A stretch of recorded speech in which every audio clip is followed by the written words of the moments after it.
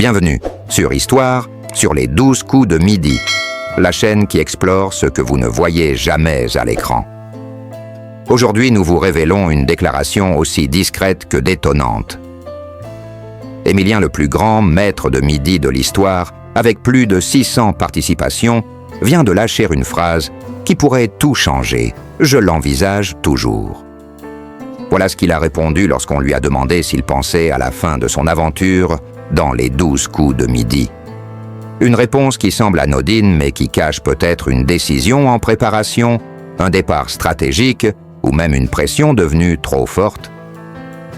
Derrière son calme habituel et ses victoires impressionnantes, Émilien commence-t-il à se préparer à l'inévitable fin? Est-ce un signal envoyé à la production au public ou un simple aveu d'honnêteté? Ce qui est certain, c'est qu'il ne s'agit pas d'une phrase lancée au hasard. Dans cette vidéo, nous allons analyser cette déclaration mot par mot et vous montrer pourquoi ce simple « Je l'envisage toujours » pourrait annoncer un tournant dans l'émission la plus regardée de France, et ce n'est pas tout. Car dans cette même interview, Émilien évoque pour la première fois avec sérieux son avenir professionnel. Que fera-t-il après? Les 12 coups de midi. Un retour aux études, un métier dans les médias, une carrière inattendue, loin des projecteurs ou, au contraire, encore plus exposée. Les pistes sont nombreuses et les enjeux énormes. Pour un candidat qui a gagné près de 2,5 millions d'euros, chaque choix de vie devient public. Chaque décision suscite des réactions.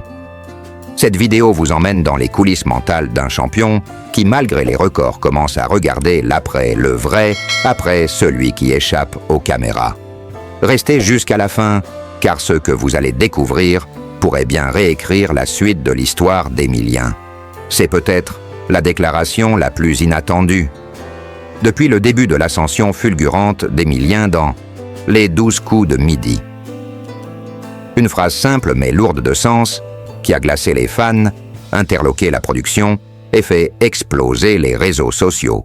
Je l'envisage toujours. Voilà ce qu'a répondu Émilien lorsqu'on lui a demandé s'il pensait à la fin de son aventure dans le jeu. Après plus de 605 participations, 2,3 millions d'euros de gains et l'event et une voiture. Le plus jeune millionnaire de l'histoire de TF1 envisage clairement sa sortie. Volontaire, contrôlé, programmé. Mais pourquoi maintenant?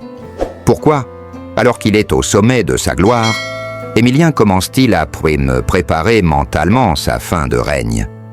Et surtout, qu'a-t-il en tête pour l'après? Dans cette vidéo, vous allez découvrir la face cachée d'un génie calme.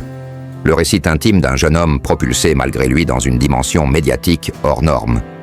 Car derrière ses victoires éclatantes et son sourire discret, Émilien cache une réalité bien plus complexe. Celle d'un garçon de 22 ans, issu d'un foyer modeste, qui malgré la fortune accumulée, reste homme profondément lucide, humble, et peut-être déjà lassé.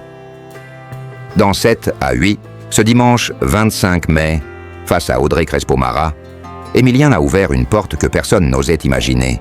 Une porte vers un futur loin des caméras, loin des projecteurs. Un retour à la vie normale, ou presque. C'est la suite logique de mes études d'histoire que de devenir professeur d'histoire géo. Je l'envisage toujours. Oui, vous avez bien entendu, le millionnaire pourrait quitter TF1 pour enseigner dans un collège ou un lycée. Un rêve rationnel, un retour à l'essentiel, mais aussi un paradoxe déroutant.